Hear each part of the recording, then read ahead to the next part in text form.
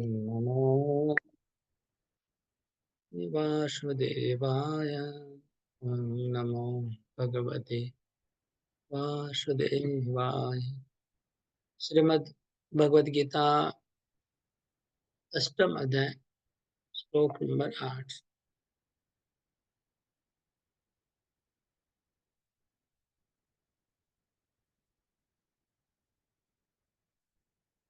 अभ्यासयोगयुक्तेन चेतसा नान्यगामिना परमं पुरुषं दिव्यं याति पार्थानुचिन्तयन्। अभ्यासयोगयुक्तेन चेतसा नान्यगामिना परमं पुरुषं दिव्यं याति पार्थानुचिन्तयन्। अनुवाद राजू को अनुवाद पढ़िए।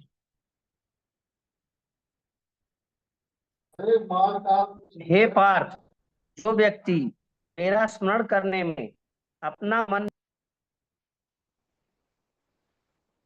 बंद हो गया, नेट कट गया प्रभु जी का। ओके, अरिंदम को पढ़ो। हे पार्थ, जो व्यक्ति मेरा स्मरण करने में अपना मन निरंतर लगाए रखकर अविचलित भाव से भगवान के रूप में मेरा ध्यान करता है, वह मुझको अवश्य ही प्राप्त होता है। तात्पर्य। हाँ, तात्पर्य पढ़ो। इस श्लोक में भगवान कृष्ण अपने स्मरण किए जाने की मात्रा पर बल देते हैं। महामंत्र हरे कृष्ण का जप करने से कृष्ण की स्मृति हो आती है। भगवान के शब्दोच्चार, ध्वनि के जप तथा श्रवण के अभ्यास से मनुष्य के कान, जीभ तथा मन व्यस्त रहते हैं। इस ध्यान का अभ्यास अत्यंत सुगम है और इससे परमेश्वर को प्राप्त करने में सहायता मिलती है। पुरुषोत्तम का अर्थ भोक्ता है। यद्यपि सारे जीव भगवान की तटस्थ शक्ति हैं, किंतु वे भौतिक कल्मश से युक्त हैं। वे स्वयं को भोक्ता मानते हैं, जबकि वे होते नहीं। यहाँ पर स्पष्ट उल्लेख है कि भगवान ही अपने विभिन्न स्वरूपों तथा नारायण, वासुदेव आदि स्वांशों के रूप में परम भोक्ता हैं। भक्त हरे कृष्ण का जप करके अपनी पूजा के लक्ष्य परमेश्वर का उनके किसी भी रूप नारायण, कृष्ण, राम आदि का निरंतर चिंतन करता रहता है, कर सकता है। ऐसा करने से वह शुद्ध हो जाता है और निरंतर जप करते रहने से जीवन के अंत में वह भगवत धाम को जाता है। योग अंतःकरण के परमात्मा का ध्यान है। इसी प्रकार हरे कृष्ण के जप द्वारा मनुष्य अपने मन को परमेश्वर में स्थिर करता है। मन चंचल है, अतः आवश्यक है कि मन को बलपूर्वक कृष्ण चिंतन में लगाया जाए। प्रायः उस एक प्रकार के कीट का दृष्टांत दिया जाता है जो तितली बन जाता है और वह इसी जीवन में तितली बन जाता है। तितली बनना चाहता है और वह इसी जीवन में तितली बन जाता है। इसी प्रकार यदि हम निरंतर कृष्ण का चिंतन करते रहे तो यह निश्चित निश्चित है कि हम जीवन के अंत में कृष्ण जैसा शरीर प्राप्त कर सकेंगे। हरे अभ्यास योग युक्तेन चेतसा नान्यगामिना परमं पुरुषं पार्थ या- याति पार्थानुचिन्तयन्। परमं पुरुषं याति पार्थानुचिन्तयन्। तो भगवान कह रहे हैं कि अभ्यास योग, अभ्यास करने से क्या अभ्यास करना है? चेतसा न अन्य गामिना, चित्त दूसरे कहीं नहीं जाएगा, केवल कृष्ण में चित्त लगाने का अभ्यास। कृष्ण में चित्त लगाने का अगर अभ्यास किया जाए और चित्त अगर अन्य कोई विषय में नहीं जाए तो जीवन के अंत में परम पुरुष परमेश्वर भगवान की प्राप्ति हो सकती हैं, अति दुर्लभ है वो, लेकिन वो दुर्लभ वस्तु भी प्राप्त हो सकती है। हाँ, उसके लिए अभ्यास, योग अभ्यास करना है। क्या अभ्यास करना है? अभ्यास योग युक्त न चेतसा नान्यगा। अभ्यास है ये कि केवल कृष्ण का स्मरण किया जाए, जो पिछले श्लोक में कहा गया था। केवल कृष्ण का स्मरण करना। प्रभुपाद जी कहते हैं हरे कृष्ण महामंत्र का अगर हम जप करते रहेंगे तो उसे कृष्ण स्मृति आती है। कृष्ण का स्मरण, हरे कृष्ण महामंत्र अगर हम निरंतर जप करते रहेंगे तो कृष्ण का स्मरण बना रहेगा, कृष्ण का स्मरण आता रहेगा। जीव, कान कान जीव और मन तीनों बिजी रहेंगे, हरे कृष्ण का ध्वनि सुनते रहेंगे। उससे परम पुरुष, परम भोक्ता, जो परमेश्वर, जो परम भोक्ता है, सबके स्वामी है, सबके मालिक है, वो हमको प्राप्त उनको किया जा सकता है, उनको प्राप्त हम कर सकते हैं। इसके लिए ये प्रोसेस है, उनका स्मरण करना। कोई भी रूप भगवान का, आप नारायण रूप, कृष्ण राम रूप, कोई भी रूप से ध्यान कर सकते हैं। कीट का उदाहरण, ये कीट का उदाहरण, आप में से किसी ने देखा है कीड़ा? जिस कीड़े को आ, एक जो मिट्टी का उसमें डाल देता है भंवरा, और बाद में वो कीड़ा भंवरा बन के निकलता है, देखा है किसी ने? कैटरपिलर, हिंदी में वो तो तितली, तितली बन के निकलती। सिल्कवर्म अलग है, सिल्कवर्म अलग है, यह है कैटरपिलर, इसका नाम है। कैटरपिलर का कीड़ा है, और उसको पकड़ने वाले को, भंवरे का एक दूसरा जाति है, भंवरा एग्जैक्टली नहीं, लेकिन भंवरे का एक दूसरा जाति है, एक जाति का कीड़ा है, वो उसको पकड़ के लाता है। तो मैंने पकड़ के लाते हुए देखा, मेरे रूम में मायापुर में, शायद गर्मी का मौसम था, पाट वाट का जब चाष हुआ था उस समय, जूट का चाष था उस समय, क्या हुआ था, बहुत कीड़े लगते उसमें। और ये जो होता है ना, वो क्या बोलते हैं, जो काटने का डर लगता है घर में, घर में वो बासा बना लेता है ना मिट्टी का, और काटने का डर लगता है, उस कीड़े को क्या बोलते तो मुझे मधुमक्खी। हैं? नहीं नहीं, मधुमक्खी नहीं, मिट्टी। खड्डा बिड़नी जो रेड कलर का जो होता है प्रभु जी, पीला पीला, वही ना? हाँ, क्या बोलते हैं? भर रहे उसको बिड़नी बोलते हैं। बिरनी। बिड़नी, उसको हाँ। भर रहे बोलते हैं हम लोग के भाषा में। कोई बिरनी, बिरनी ने मेरे रूम में 2-3 जगह घर बना लिया था मिट्टी का। तो मैं सोचा उनको भगाऊंगा नहीं, भगाने की क्या जरूरत है, अपना वो अपना काम करे, उनका उसका भी घर है, मेरा भी घर है, मेरा अकेला थोड़ी घर है, भगवान ने तो सबको दिया है जगह। तो बिरनी ने घर बनाया, और वो क्या करती थी, डेली कीड़ों को पकड़ के लाती थी। मैंने वो देखा कीड़ा, कौन सा कीड़ा, जो कीड़ा जिसका ऐसे ऐसे लेट लेट के रेंग के चलता है ना, ग्रीन कलर का, जो पत्ते के ऊपर होता है, ग्रीन कलर का जो कीड़ा होता है पत्ते के ऊपर रेंगते रेंगते चलता है, पाँव नहीं होता है उसका, उस कीड़े को पकड़ के ला के उसमें डालते थे। तब मैं समझ गया इसी का नाम कैटरपिलर है। उस कीड़े को अंदर डाल देते हैं, फिर वो मिट्टी का उसका मुंह बंद कर देती है ऊपर से। अब वो मिट्टी का घर बंद हो गया, उसके अंदर वो कीड़ा पड़ा है, और वो बाहर से भू भू भू भू आवाज करती रहेगी बिरनी, और वो डर जाता है कीड़ा, और डर के, ये आप लोग साइंस से इसको प्रैक्टिकली परीक्षा करना है तो कर सकते हैं। वो कीड़ा अंदर में अपना शरीर बदल देता है, और वो भी बिरनी का बच्चा बन के बाहर निकलता है, फिर बिरनी बन के वो निकलेगा, वो तोड़ के, मिट्टी का घर टूटेगा, अंदर से बहुत सारे बिरनी निकले थे। तो ये मैंने सुना है, मैंने खाली कीड़े को डालते हुए देखा लेकिन बनते हुए नहीं। लेकिन कई बच्चे लोग हमको बोले तो उनके स्कूल में इन लोग ने लेबोरेटरी में टेस्ट किया था, कांच के उसमें रखा था, वो लोग ने देखा। हाँ, मैं भी देखी हूँ प्रभु जी ऐसे।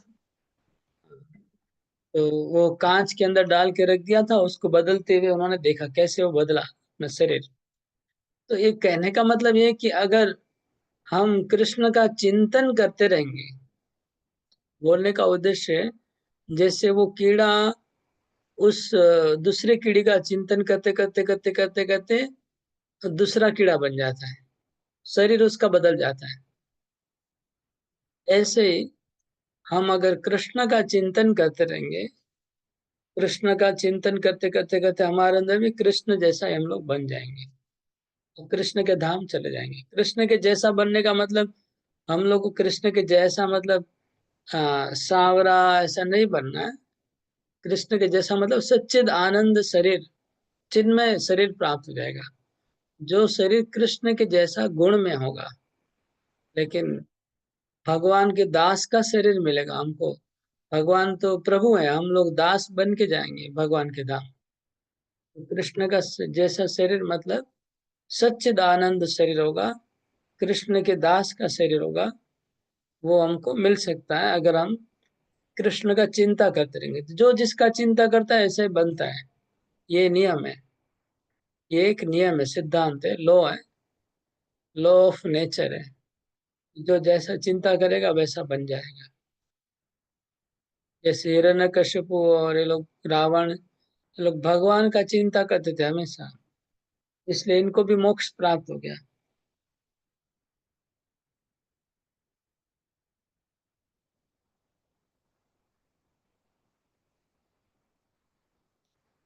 ठीक है, तो ये बहुत इंपॉर्टेंट श्लोक है। इसमें एक शर्त है, भगवान ने कहा चेतसा न अन्य गामिना, दूसरा विचार नहीं आना चाहिए, केवल भगवान का कांस्टेंट भगवान का चिंतन करना है, तब हम भगवान के जैसे बन जाएंगे। तो अभी लिखा है कि भगवान का कैसा चिंतन करना है, किस प्रकार का ध्यान करना है, तो वो अगले श्लोक में बता रहे हैं। कविं पुराणम अनुशासितारम अणोरणीयान् समनुस्मरेद्य सर्वस्य दातार अचिन्तरूपम् आदित्यवर्णं तमसा परस्तात् कविं पुराणम् अनुशासितारम् अणोरणीयान् समनुस्मरेद्य सर्वस्य दातारमचिन्तरूपम् आदित्यवर्णं तमसा परस्तात्। अनुवाद, हाँ, अनुवाद पढ़िए, रंगम को पढ़ो अनुवाद। मनुष्य को चाहिए कि परम पुरुष का ध्यान सर्वज्ञ लघुतम से भी लघुतर प्रत्येक का पालन कर भौतिक बुद्धि से परे अचिंत्य तथा नित्य उसके रूप में वे सूर्य के अति तेजवान और इस प्रकृति से नहीं, तुम्हारा भी दिव्य आवाज रूप कट है। कट के आ रहा है, काम नहीं बनेगा। हम पढ़े प्रभु जी। राज, हाँ पढ़िए सुशील प्रभु। मनुष्य को चाहिए कि परम पुरुष का ध्यान सर्वज्ञ पुरातन नियंता लघुतम से भी लघुतर प्रत्येक का पालन करता समस्त भौतिक बुद्धि से परे अचिंत्य तथा नित्य पुरुष के रूप में करे। वे सूर्य की भांति तेजवान है और इस भौतिक प्रकृति से परे दिव्य रूप है। तात्पर्य ओके, इस श्लोक बस बस पहले एक बार श्लोक पढ़ लेते फिर तात्पर्य।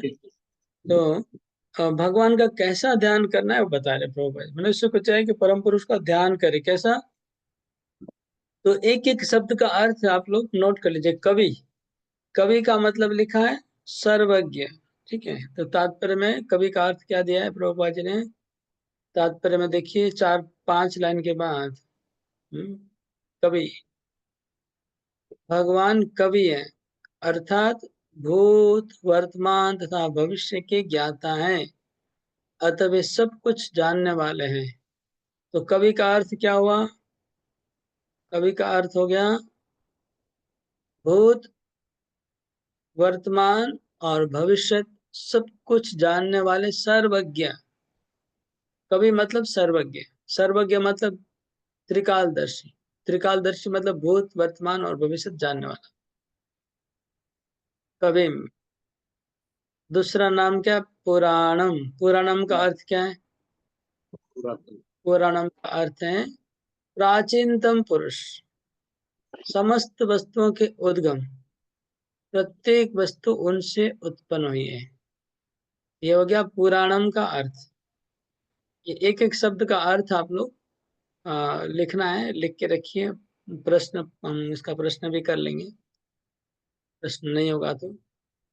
पुराणम का अर्थ हो गया प्राचीनतम पुरुष, सबसे आदि, सबके उद्गम, सब उनसे निकला है सब कुछ, इसलिए पुराणम। 3 नंबर शब्द क्या है? अनुशासितारम। अनुशासितारम का अर्थ है पूरे ब्रह्मांड के नियंत्रण करने वाले। हम लोग कहते हैं ना अनुशासन, हाँ, बंगला में कहते हैं ना अनुशासन, मतलब सरकार। सरकार को अनुशासन, तो सबसे बड़ी सरकार है भगवान, ब्रह्मांड के नियंत्रण करता है, अनुशासित आरम। नेक्स्ट शब्द है अणोरणीयाम।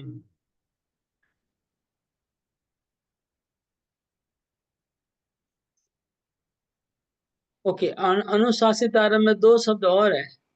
ये सब मनुष्य के पालक है और शिक्षक है, इसलिए अनुशासन। अनुशासन कौन करते हैं? पालक पिता अनुशासन करते हैं और शिक्षक करते हैं गुरु। शिक्षक अपने शिष्य को अनुशासन करते हैं और पिता अपने पुत्र को पालक के रूप में अनुशासन करते हैं। तो भगवान अनुशासित आरण मतलब ब्रह्मांड के नियंता है, सबके पालक हैं, पिता के जैसे, और शिक्षक हैं। अभी अणोरणीयाम। अणोरणीयाम मतलब अणु से भी सूक्ष्म, अणु से भी सूक्ष्म। अणु होता है अणु, परमाणु, परमाणु के भी और भी छोटा जो भी कुछ पदार्थ होगा, जितना भी छोटा पदार्थ, उससे भी सूक्ष्म है भगवान, अणुरणीय। तो गीता में लिखा गया है बालाग्रसित भागस्य आत्मा, कितना अणु है कि बाल के अग्रभाग के 10,000 भाग का एक भाग, ये आत्मा इतना सूक्ष्म है, और परमात्मा उससे भी सूक्ष्म है। प्रभुपाद लिख रहे हैं इसलिए परमात्मा लघुतम से भी लघुतर है, और परमेश्वर के रूप में वे परमाणु तथा लघुतम के भी हृदय में प्रवेश कर सकते हैं, परमात्मा रूप में उसका नियंत्रण करते हैं, इतना लघु होते भी अचानक। तो अणुरणीयाम का अर्थ हो गया अणु से भी सूक्ष्म, सबके हृदय में प्रवेश कर जाने वाले। और इसके बाद सर्वस्व धातारम। तो सर्वस्व धातारम का अर्थ है सबके पालन करने वाले। धाता मतलब पालन करने वाले, धाता मतलब धारण करने वाले, तो सबके पालन करने वाले हैं, सबको धारण करने वाले हैं। तो प्रभुपाद जी लिखते हैं कि जैसे कि हम प्राय आश्चर्य करते हैं कि विशाल लोग किस प्रकार वायु में तैरते हैं, इतने बड़े बड़े प्लैनेट्स हवा में कैसे फ्लोट कर रहे हैं, तैर रहे हैं। यहाँ बताया गया है कि परमेश्वर अपने अचिंत शक्ति द्वारा विशाल लोकों को और आकाश गंगाओं को धारण किए हैं। बड़ी बड़ी आकाश गंगाओं को, गैलेक्सीज, बड़ी बड़ी गैलेक्सी और प्लैनेट्स को हवा में भगवान तैरा के रखते, इसलिए सर्वस्व धातारम, सबको धारण किए। अचिंत रूपम, इस प्रश्न में अचिंत शब्द अत्यंत सार्थक है। ईश्वर की शक्ति हमारी कल्पना है, विचार के परे है, इसलिए अचिंत कहलाती है।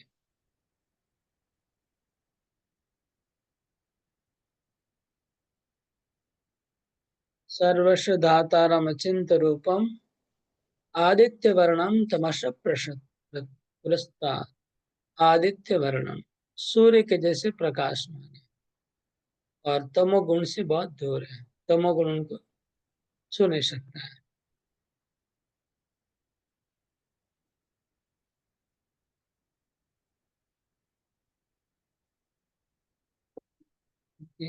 ये था श्लोक का अर्थ।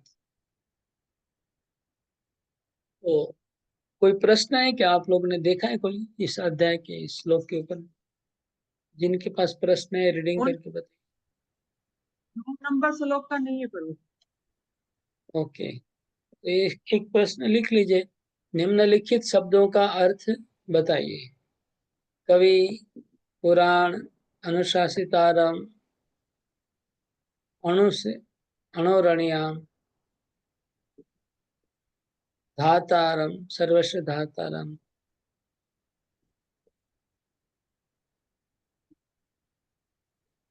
अर्थ बतलाइए। नेक्स्ट। तात्पर्य। अब तात्पर्य नहीं पढ़, हो गया, पढ़ लिया मैंने। ठीक ठीक सर, ठीक है। मैंने पढ़ लिया ना। प्रयाण काले मनसा चलेन भक्त्या युक्तो योग बलेन चैव भ्रुवोर्मध्ये प्राणमावेश सम्यक् सतं परं पौरुषमुपैति दिव्यम्। हाँ, अनुवाद पढ़िए। मृत्यु मृत्यु के समय जो व्यक्ति अपने प्राण को भवों के मध्य स्थिर कर लेता है और योग शक्ति के द्वारा अविचलित मन से पूर्ण भक्ति के साथ परमेश्वर के स्मरण में अपने को लगाता है, वह निश्चित रूप से भगवान को प्राप्त होता है। ओके, तो अभी क्योंकि इस अध्याय का फोकस यही है, प्रयाण काले मनसा। प्रयाण काले मतलब मृत्यु के समय। अर्जुन का प्रश्न यही था, प्रयाण काले च कथम ज्ञेयोषि नियतात्म भी। मृत्यु के समय आपको कैसे जाना जा सकता है? आपकी प्राप्ति मरने के समय क्या करने से आपकी प्राप्ति होगी? तो भगवान बोले कि प्रयाण समय क्या करना होगा? तो मन को अचल बनाना होगा। पहले तो मन को चंचलता से बंद करना होगा। प्रयाण काले सबका मन चंचल हो जाता है। पहले तो प्रयाण काले मन को अचल बनाइए। मन क्या बोल रहा है? प्रयाण काले इधर उधर भाग रहा है, तो उसको पहले अचल बनाना है। मनसा अचलना। और योग बल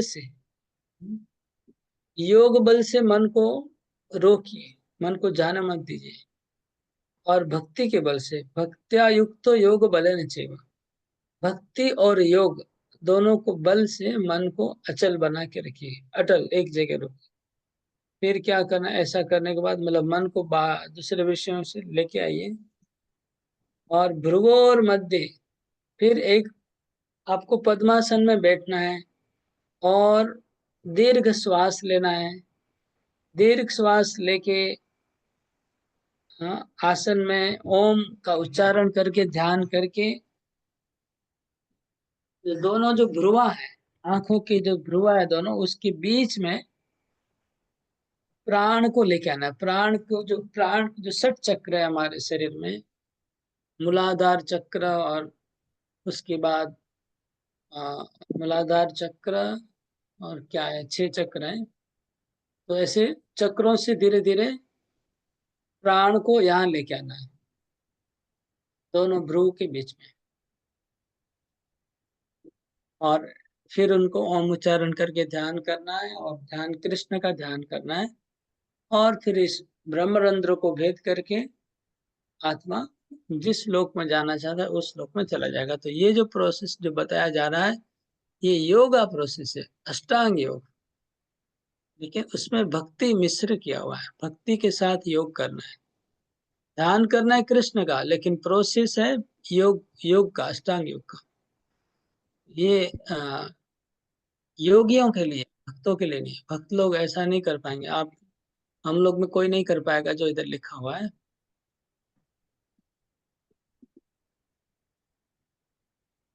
यदक्षरं वेद विदो विदन्ति, सन्ति यतयो वितरागाः, यदिच्छन्तो ब्रह्मचर्यं चरन्ति, तत्ते पदं संग्रहेण प्रवक्षे।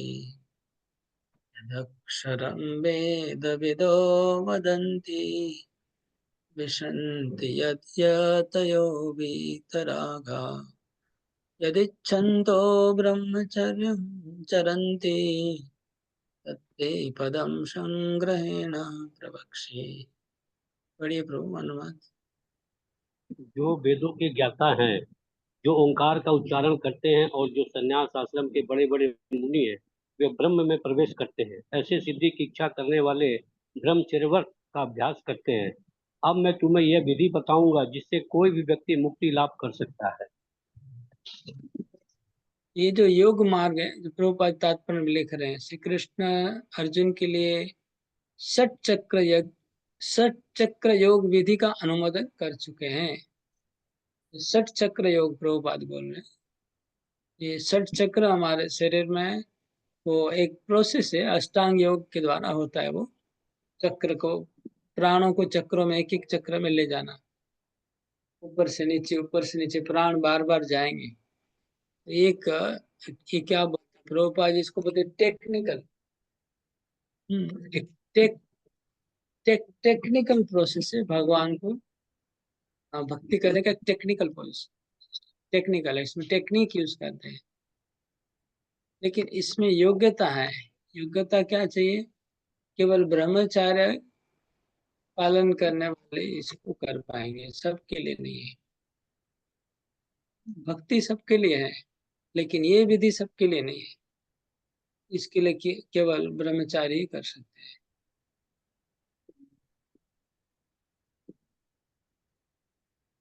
यहाँ पर आप तात्पर्य से सेकंड पैराग्राफ पढ़िए ना। हाँ, सेकंड पैराग्राफ। ज्ञान की वैदिक पद्धति से क्या प्रभु जी? हम्म। ज्ञान की वैदिक पद्धति में छात्रों को प्रारंभ से गुरु के पास रहने में ब्रह्मचारी व्रत का पालन करते हुए ओंकार का उच्चारण तथा परम निर्विशेष ब्रह्म की शिक्षा दी जाती है। इस प्रकार वे ब्रह्म के दो स्वरूपों से परिचित होते हैं। यह प्रथा छात्रों के आध्यात्मिक जीवन के विकास के लिए अति आवश्यक है, किंतु इस समय ऐसा ब्रह्मचर्य जीवन, अविवाहित जीवन बिता पाना बिल्कुल संभव नहीं है। विश्व का सामाजिक ढांचा इतना बदल चुका है कि छात्र जीवन के प्रारंभ से ब्रह्मचार्य जीवन बिताना संभव नहीं है। यद्यपि विश्व में ज्ञान की विभिन्न शाखाओं के लिए अनेक संस्थाएं हैं, किंतु ऐसी मान्यता प्राप्त एक भी संस्था नहीं है जो ब्रह्मचार्य के सिद्धांतों में शिक्षा प्रदान की जा सके। ब्रह्मचर्य के बिना आध्यात्मिक जीवन में उन्नति कर पाना अत्यंत कठिन है। अतः इस कलयुग के लिए शास्त्रों के आदेशानुसार भगवान चैतन्य ने घोषणा की है कि भगवान कृष्ण के पवित्र नाम हरे कृष्ण कृष्ण कृष्ण हरे हरे, हरे राम राम राम हरे हरे के जप के अतिरिक्त परमेश्वर के साक्षात्कार का कोई अन्य उपाय नहीं है। हरे कृष्ण। सर्वद्वाराणि संयम्य मनोहृदि निरुध्य च मूर्ध्याधाय आत्मनः प्राणम् आस्थितो योग धारणा। समस्त इंद्रियों क्रियाओं से विरक्ति को योग की स्थिति योग धारणा कहा जाता है। इंद्रियों के समस्त द्वारों को बंद करके तथा मन को हृदय में और प्राण वायु को सिर पर केंद्रित करके मनुष्य अपने को योग में स्थापित करता है। तो ये अष्टांग योग का फिर से वर्णन हुआ। इसके पहले अष्टांग योग का वर्णन कहाँ हुआ था? कौन बता सकते हैं? कौन से अध्याय में? तो 5वें अध्याय में हुआ था। 5वें अध्याय में। और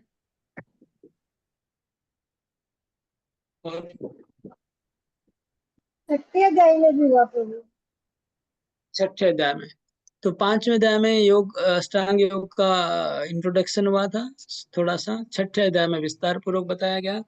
और फिर से इस अध्याय में अष्टांग योग की बात आ गई है। यहाँ पर भगवान इस श्लोक में जो 8 स्टेज हमने बताया था अष्टांग योग का, इस श्लोक में 2 स्टेज हाथ में से कौन सा है? प्रत्याहार और धारणा।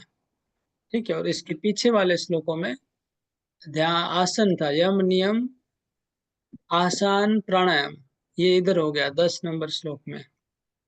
नौ नौ में पहले जस्ट बेसिक कॉन्सेप्ट था, 10 में से शुरू हुआ। 10 में प्राण, यम नियम प्राणायाम आसन, ये सब आ गया। और 11 नंबर श्लोक में 11, हाँ 11 में और थोड़ा आगे गए, आसन धारणा ध्यान, और धारणा आ गया इसमें प्रत्याहार। और प्रत्याहार मतलब सर्वद्वाराणी संयम, इंद्रियों को सारे द्वारों को बंद कर देना है, निरुद्ध, निरोध करना। निरोध मतलब रोक लेना है, द्वारों को बंद कर देना है, ताकि हमारा बाहर से कोई विषय अंदर में नहीं आना चाहिए। मतलब आंख में से कोई दिखना नहीं चाहिए कुछ, कान में से कोई आवाज नहीं जाना चाहिए। तो 5 इंद्रियों को रोध कर देना है, तो निरुद्ध, द्वार को बंद कर देना है, इसको कहते हैं प्रत्याहार। और फिर धारणा सब तो आया ही, आज तो योग धारणा, धारणा। इसके बाद आगे समाधि होगा। समाधि में क्या है? श्लोक नंबर 13, ओम इत्येकाक्षरं ब्रह्म व्याहरन् मामनुस्मरन् यः प्रयाति त्यजन् देहं स याति परमां गतिम्। बढ़िया अनुवाद। इस योगाभ्यास में स्थित होकर तथा अक्षरों के परम संयोग यानी ओंकार का उच्चारण करते हुए यदि कोई भगवान का चिंतन करता है और अपने शरीर का त्याग करता है तो वह निश्चित रूप से आध्यात्मिक लोकों को जाता है। तो इस तरह से ओम का ध्वनि उच्चारण यौगिकों और श्री कृष्ण का ध्यान करना है, और इस तरह से धारणा ध्यान और फिर समाधि, समाधि में चला जाएगा। फिर अगर शरीर को त्याग करेगा तो कृष्ण बोलते वो परम गति को प्राप्त होगा। तभी ओम और हरे कृष्ण में क्या अंतर है, ये तात्पर्य में एक प्रश्न है आप लोग को। आप सुशील केडिया को पढ़िए इसका। यहाँ स्पष्ट उल्लेख हुआ है कि ओम ब्रह्म तथा भगवान कृष्ण परम्पर भिन्न नहीं है। ओम कृष्ण की निर्विशेष ध्वनि है, लेकिन हरे कृष्ण में यह ओम सत्रिहित है। इस युग के लिए हरे कृष्ण मंत्र जब की स्पष्ट प्रस्तुति है। अतः यदि कोई हरे कृष्ण कृष्ण कृष्ण हरे हरे, हरे राम राम राम हरे हरे इस मंत्र का जप करते हुए शरीर त्यागता है तो अपने अभ्यास के गुणानुसार आध्यात्मिक लोकों में किसी एक लोक को जाता है। कृष्ण के भक्त कृष्ण लोक या गोलोक वृंदावन को जाते हैं। सगुणवादियों के लिए आध्यात्मिक आकाश में अन्य अनेक लोक है जिन्हें वैकुंठ लोक कहते हैं, किंतु निर्विशेषवादी तो ब्रह्म ज्योति में ही रह जाते हैं। ये ओम का उच्चारण करने वाले, ये भगवान बोलते कि मेरा ओम का उच्चारण करना और मेरा स्मरण करना है। यहाँ पर स्मरण करने के लिए छूट है, मतलब कोई ब्रह्म ज्योति का ध्यान भी कर सकता है, परमात्मा भी कर सकता है, और कृष्ण का भी ध्यान कर सकता है। तो जो ब्रह्मवादी होगा वो ब्रह्म का ध्यान करेगा और ब्रह्म लोक में जाएगा, ब्रह्म ज्योति में चला जाएगा। अगर कोई परमात्मा का ध्यान करेगा तो परमात्मा बच जाएगा। अगर कोई वैकुंठ में नारायण का ध्यान करेगा तो वैकुंठ में चला जाएगा, और कृष्ण का कोई ध्यान करेगा तो कृष्ण लोक जाएगा। ये सबके लिए है। ये अष्टांग योग जो भगवान बता रहे हैं यहाँ पर, सभी प्रकार के साधकों के लिए बता रहे हैं।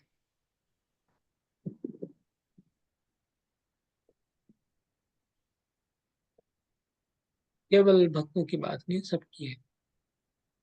तो यहाँ तक था योगा, योग मिश्रा भक्ति। अभी श्लोक नंबर 14 में शुद्ध भक्ति का वर्णन है।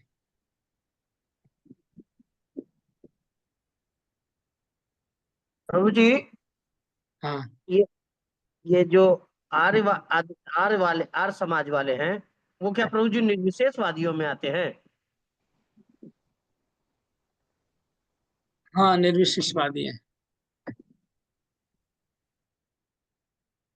एक्चुअली आर्य समाज वाले खिचड़ी है, खिचड़ी।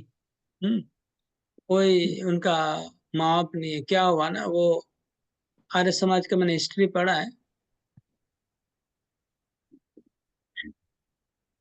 वो आर्य समाज का चक्कर ऐसा है कि वो लोग ने, आर्य समाज का जन्म कैसे हुआ है वो थोड़ा अद्भुत है। मतलब वर्ण शंकर जैसा जन्म है उनका।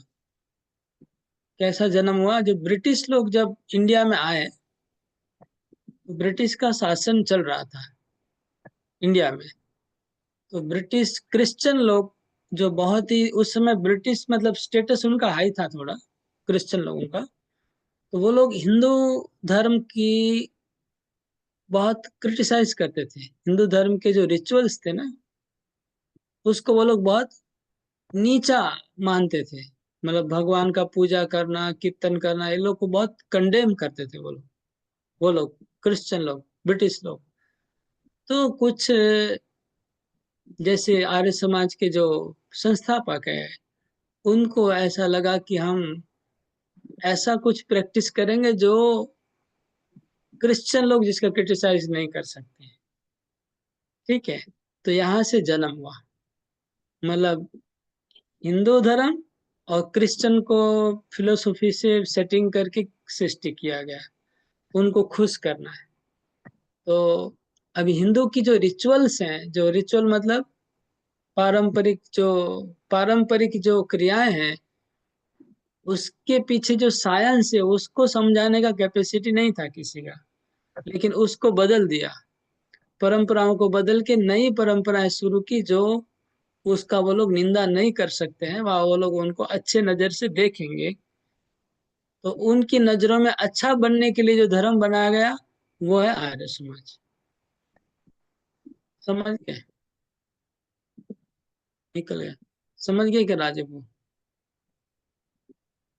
एक्चुअली प्रभु जी ये प्रश्न उठा इसलिए कि मैं अपने भाई साहब के गृह प्रवेश में आया था, तो वहां पे पंडित जी जो है वो आर्य समाज का जो हवन सामग्री है उसको यूज नहीं करने दिए, क्योंकि वो बोले कि ये लोग जो है निराकार की पूजा करते हैं, इसलिए इसका जो है हम लोग उपयोग जो है हवन में नहीं करेंगे। इसीलिए मेरे मन में ये प्रश्न उठा था प्रभु जी। निराकार नहीं, बहुत घटिया, बहुत सारा गड़बड़ है। बहुत सारा गड़बड़, मतलब उनका सृष्टि हुआ है क्रिश्चियन लोगों को सामने अच्छा बनने के लिए, हिंदू धर्म को अच्छा दिखाने के लिए उन्होंने बहुत सारे नियम चेंज कर दिए हिंदू धर्म के। यही है।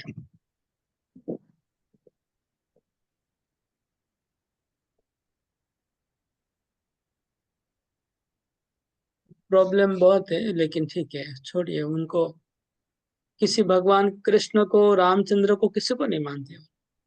कृष्ण को तो एकदम नहीं मानते, रामचंद्र को एकदम नहीं मानते, मतलब भगवान के अवतारों को तो एकदम मानते नहीं वो लोग, किसी भी अवतार।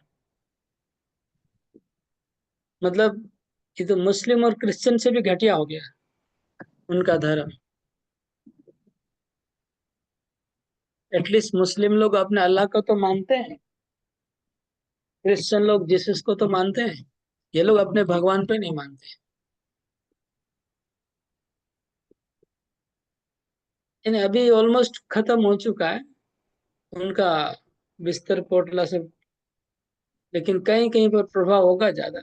लेकिन वैसे उड़ा उड़ा दिया, दूसरे आचार्यों ने उनको उड़ा दिया है।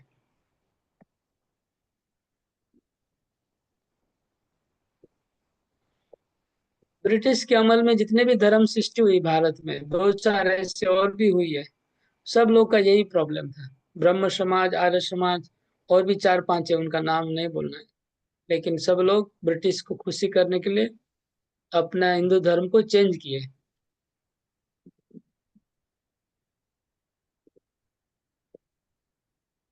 प्रभुपाद जी एकमात्र ऐसे थे जो अमेरिका में जाके उनको धोती पहनाना सिखाया, और ये लोग ब्रिटिश को खुशी करने के लिए पैंट शर्ट पहने, सूट बूट पहन गए।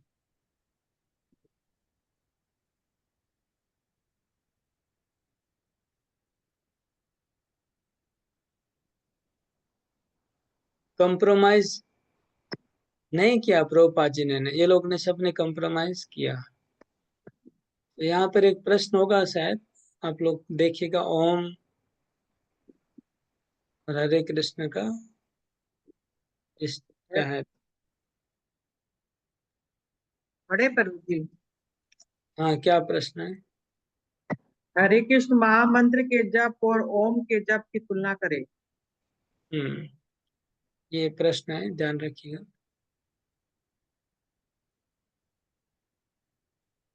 अनन्य चेता सततम यो मां स्मरति नित्यशः तस्याहं सुलभ पार्थ नित्ययुक्तस्य योगिनः। अनन्य चेता सततम यो मां स्मरति नित्यशः तस्याहं सुलभं पार्थ नित्ययुक्तस्य योगिनः। धन्यवाद।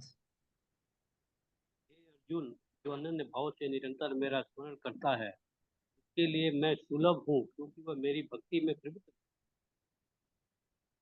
ओके, तो जो इसके पहले हम लोग अष्टांग योग की चर्चा हो रही थी, लेकिन इस श्लोक में शुद्ध भक्ति का वर्णन हो रहा है, क्योंकि इसमें लिखा है अनन्य चेता, अनन्य चित्त होकर के अगर केवल मेरा स्मरण कोई करता है नित्य नियमित रूप से, तो बड़े सुलभ, वो सरलता से मेरे को प्राप्त हो सकता है। क्योंकि सरलता का बात लिखा है ना, तो योग, अष्टांग योग सरल बात नहीं है, लेकिन ये जो योग है, जो भक्ति योग है, वो सरल है।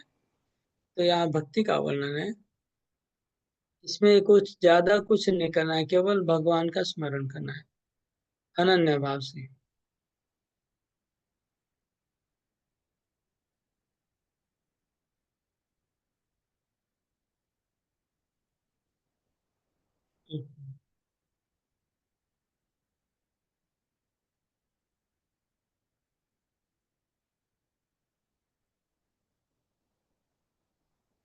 तो तात्पर्य बहुत बड़ा है इसमें। इसमें पहला पहला पैराग्राफ पढ़ी तात्पर्य का। इस श्लोक इस श्लोक में हम्म उन निष्काम भक्तों द्वारा प्राप्तव्य अंतिम गंतव्य का वर्णन है, जो भक्ति योग के द्वारा भगवान की सेवा करते हैं। पिछले श्लोकों में 4 प्रकार के भक्तों का वर्णन हुआ है: आर्त, जिज्ञासु, अर्थार्थी तथा ज्ञानी। मुक्ति की विभिन्न विधियों का भी वर्णन हुआ है: कर्म योग, ज्ञान योग तथा हठ योग। इन योग पद्धतियों के नियमों में कुछ न कुछ भक्ति मिली रहती है, लेकिन इस श्लोक में शुद्ध भक्ति योग का वर्णन है, जिसमें ज्ञान, कर्म या हठ का मिश्रण नहीं होता। एक मिनट जैसा है, कि एक मिनट। तो इसमें प्रभुपाद जी बोले कि जो अलग अलग विधियां हैं उसमें मिश्रण रहता है। हाँ, क्या मिश्रण है? कर्म का, ज्ञान का, हठ का। तो आगे जो वर्णन हम लोग पढ़ रहे थे उसमें हठ योग का मिश्रण था, मतलब अष्टांग योग का मिश्रण था। लेकिन प्रभुपाद बोले इस श्लोक में मिश्रण नहीं है, इस श्लोक में शुद्ध भक्ति का वर्णन है। आगे पढ़िए। जैसा कि अनन्य चेता शब्द से सूचित होता है कि भक्ति योग में भक्त कृष्ण के अतिरिक्त और कोई इच्छा नहीं करता। शुद्ध भक्त न तो स्वर्ग लोग जाना चाहता, न ब्रह्म ज्योति से तादात्म्य या मोक्ष या भव बंधन से मुक्ति ही चाहता है। शुद्ध भक्त किसी भी वस्तु की इच्छा नहीं करता है। चैतन्य चरितामृत में शुद्ध भक्त को निष्काम कहा गया है। उसे ही पूर्ण शांति का लाभ होता है, उन्हें नहीं जो स्वार्थ में लगे रहते हैं। एक और जहाँ ज्ञान योगी, कर्म योगी या हठ योगी का अपना अपना स्वार्थ रहता है, वही पूर्ण भक्त में भगवान को प्रसन्न करने की अतिरिक्त अन्य कोई इच्छा नहीं होती। अतः भगवान कहते हैं कि जो एक निष्ठ भाव से उनकी भक्ति में लगा रहता है, उसे वे सरलता से प्राप्त। ओके, ठीक है। हम्म,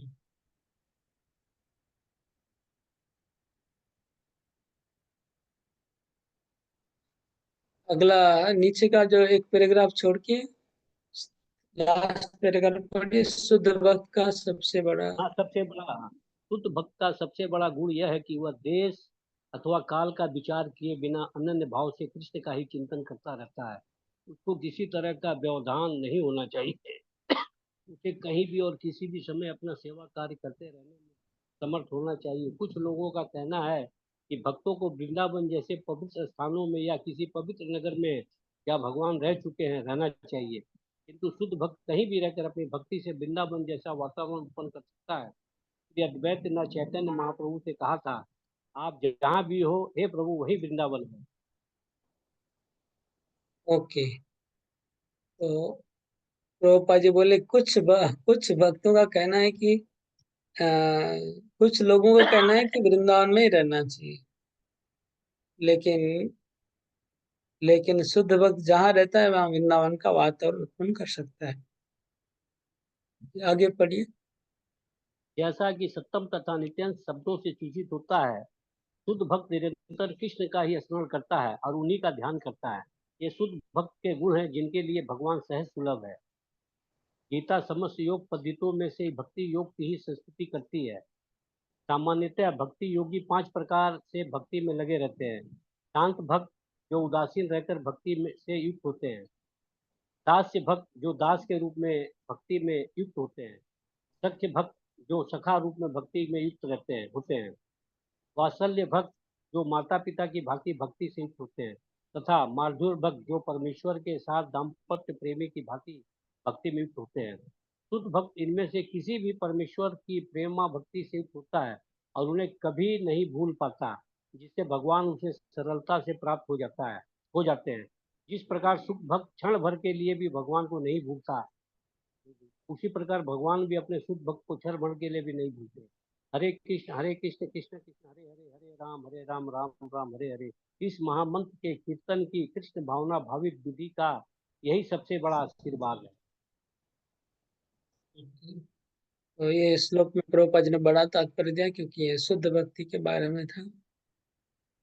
तो भगवान का स्मरण करने की बात है 24 घंटा, और स्मरण भी ये 5 प्रकार के भाव में से किसी भी भाव में स्मरण कर सकते हैं कृष्ण को।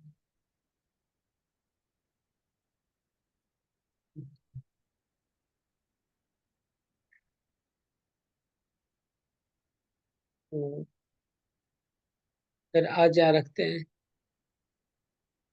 हरे कृष्ण। और कोई क्वेश्चन है उसमें? प्रश्न होगा तो देखिए। 14 नंबर का प्रश्न। 14 नंबर श्लोक का है प्रभु। अन्य हम्म। चेतस का हिंदी अर्थ दीजिए। और कोई क्वेश्चन? वो 14 का नहीं है, फिर 17 नंबर श्लोक का है। अच्छा अच्छा, ठीक है।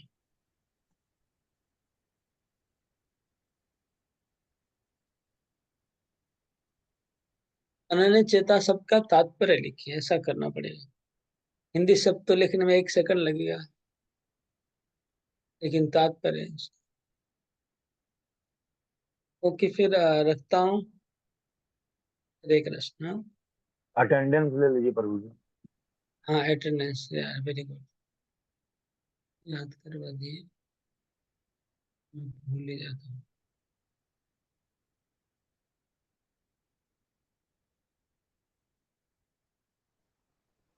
दस तारीख को हुआ था, ये 13 तारीख, तो फिर लास्ट तो परसों भी हुआ था शायद ना?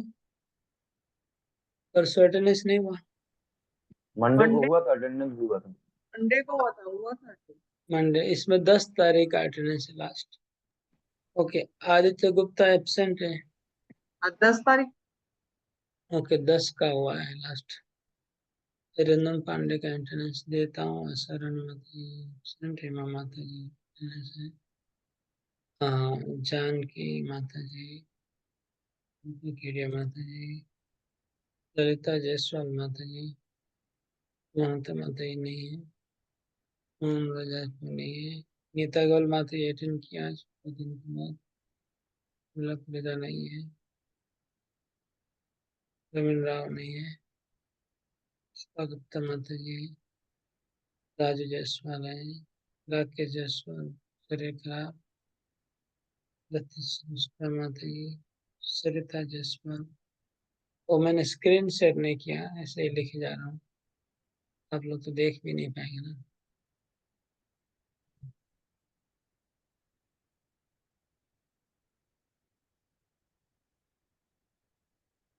चित्रा मालती माता जी है क्या?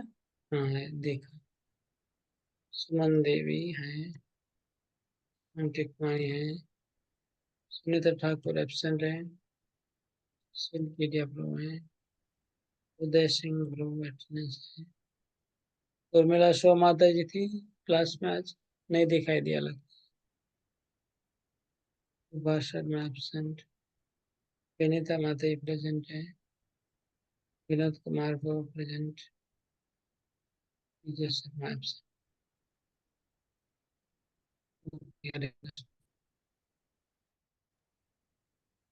हरे कृष्ण प्रभु, दंडवत प्रणाम। हरे कृष्ण। हरे कृष्ण। हरे कृष्ण। हरे कृष्ण प्रभु। हरे कृष्ण प्रभु जी, हरे दंडवत कृष्ण। प्रणाम। हरे कृष्ण प्रभु जी, दंडवत प्रणाम। हरे हरे कृष्ण। कृष्ण।